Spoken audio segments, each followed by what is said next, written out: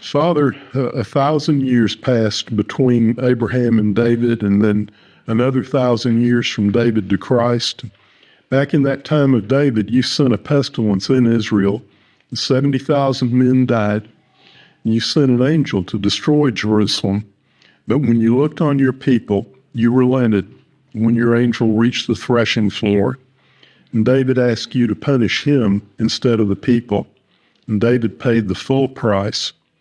He built an altar there on the threshing floor on the same spot where Abraham had built an altar 1,000 years earlier to sacrifice Isaac. You told David's great-grandmother Ruth to come to the threshing floor and meet her kinsman redeemer. In our sermon today, Ruth chapter 3, the threshing floor is mentioned 3 times in only 5 verses.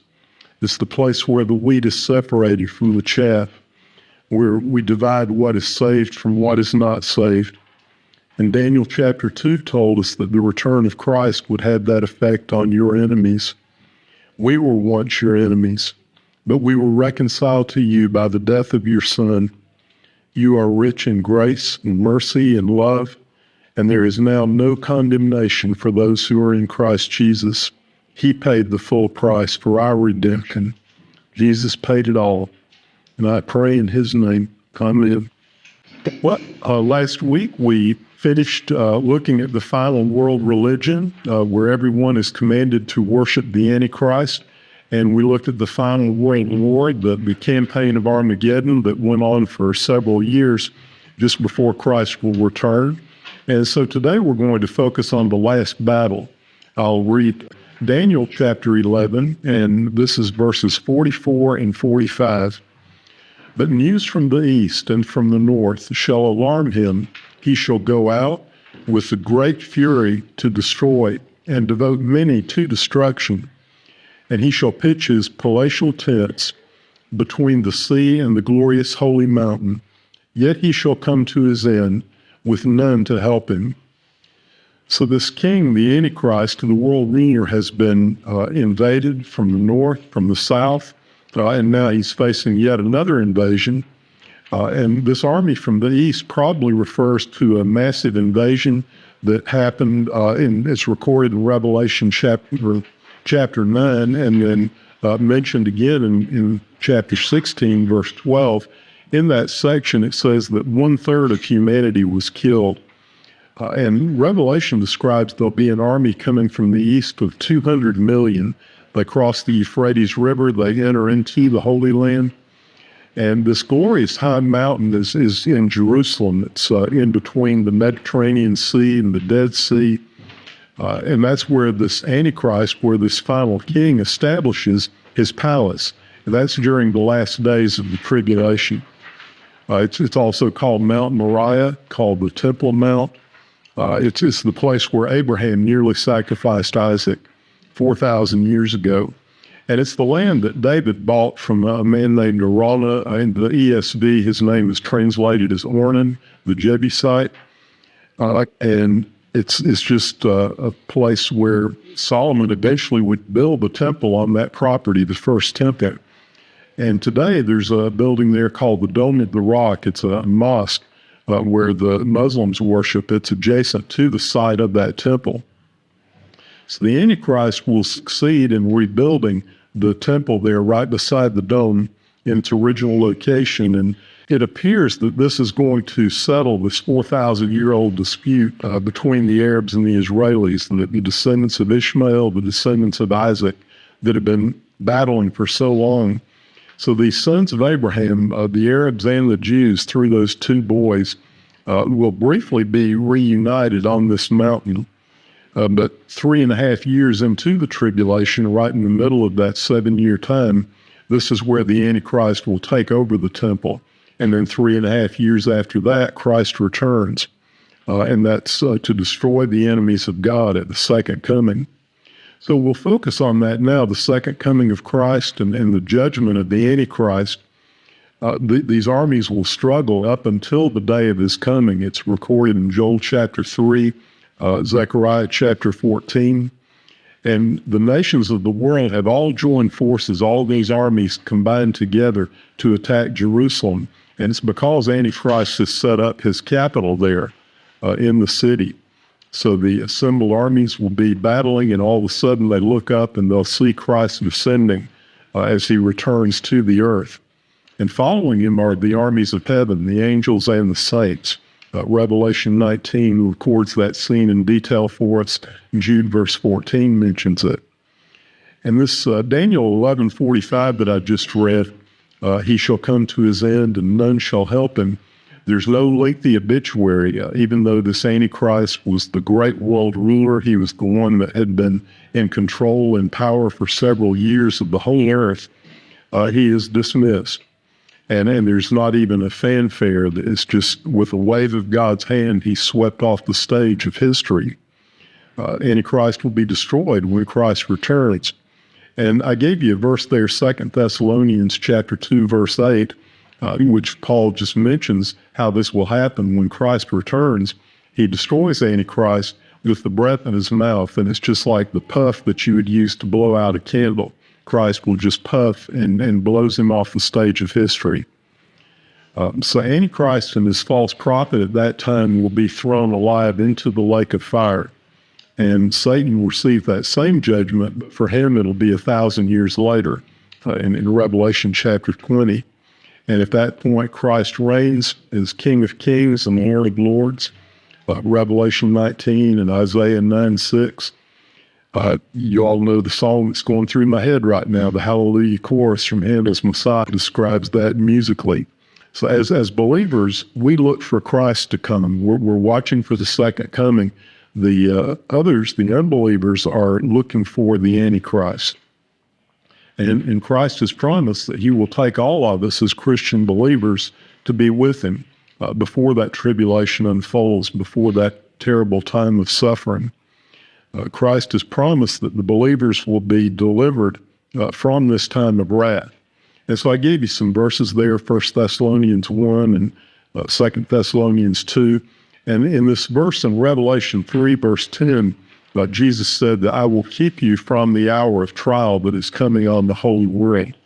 And that word from, the Greek word there means out of, and it's the idea that Jesus is promising that he will keep us out of that hour of trial, out of that terrible time.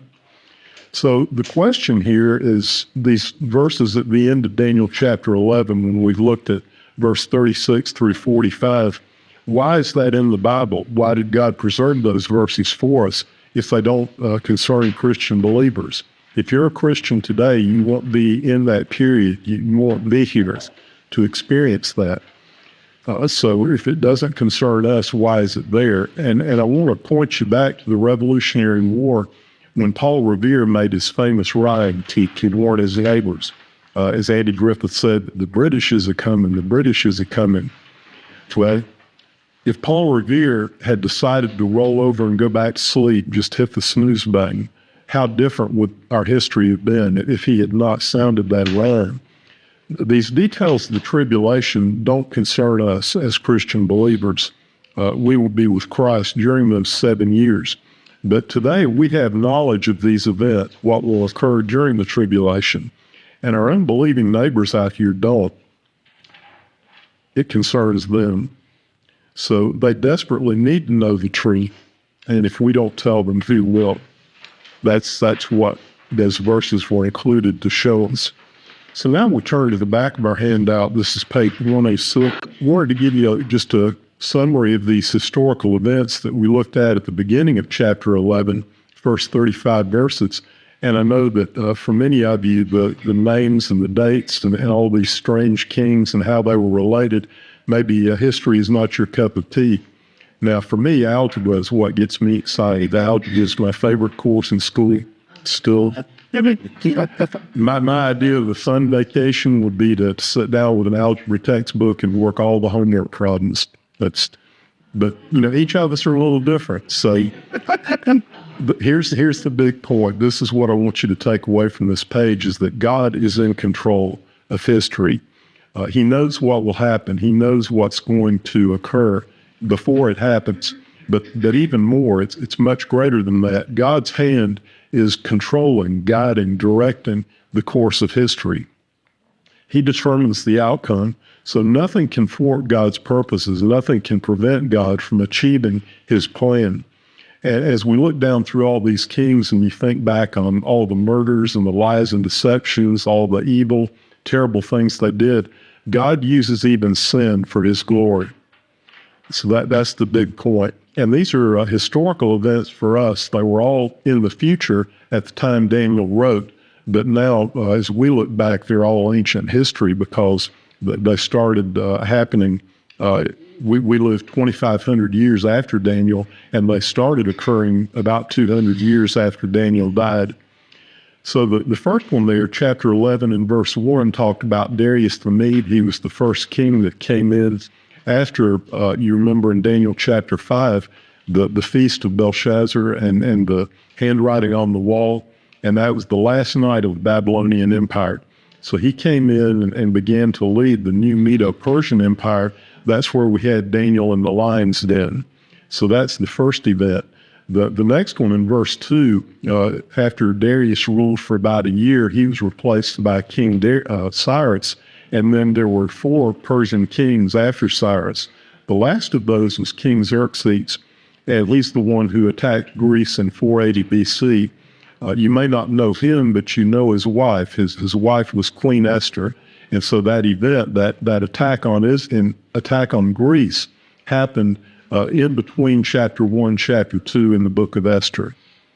So then we come to Alexander the Great, verses 3 and 4. And after he died, his Greek empire was divided into 4 slices. And from here on, we're going to focus on 2 of those slices, Egypt and Syria. So then in verse 5, these dynasties began. The Egyptian dynasty was Ptolemy the first, and then his sons and grandsons. And then in Syria, it was Seleucus. His sons and grandsons established a dynasty in Syria during the next few years. So these are the first kings of that Greek empire that's been divided after Alexander. In verse 6, the Egyptian princess marries the king of Syria. They're trying to use intermarriage to bring those 2 empires back together, but that fails disastrously. And you have the death of Ptolemy II, the murder of Berenice and of Antiochus II. And then in verse 7 through 9, Ptolemy III, that's Berenice's brother, he conquered Syria, and he was doing that to get even, to strike back and retaliate for what they'd done. Well, during those 6 years, this is from 246 to 240 BC, that covers the time period from the murder of Antiochus II down to the time that Seleucus was defeated, Callinicus. And so we're looking there in those first 9 verses, that covers a span of 300 years. And we'll come back to that in just a moment, but I'm pointing out that a relatively long time span, 3 centuries, covered in 9 verses. Next, we focus on Antiochus III, Antiochus the Great, and this time period is shorter, so you're going to have 10 verses that cover a span of about 30 years. So you have his sons ruling in Syria. Then in verse 11, Egypt defeats Syria, the Battle of Raphia. You can find that on the internet. If you search Battle of Raphia, it's a well-known ancient battle. And then Philopator in verse 12 desecrates the temple. He persecutes the Jews, and then he dies. Antiochus III comes along and expands the army and the empire. Verse 14, Antiochus attacks Egypt, and he's supported there by some Jews who help him in that battle, which will have some consequences later. He defeats the Egyptians. He captures the fortress city at Sidon, which is in modern Lebanon. And then in verse 16, Rome warns Antiochus, do not attack Egypt. So he goes back and gathers his army there in Israel and tries to weigh his options, whether he should obey that command or not. And then in verse 17, Antiochus III gave his daughter in marriage to Ptolemy V. And once again, you had this situation where they try to use intermarriage, but this time it's not for the purpose of uniting the kingdoms. Antiochus has an evil intent, and it's a deception, it's a trap. But it backfires on him. He wants her to spy and report back to him, and instead she falls in love with her husband.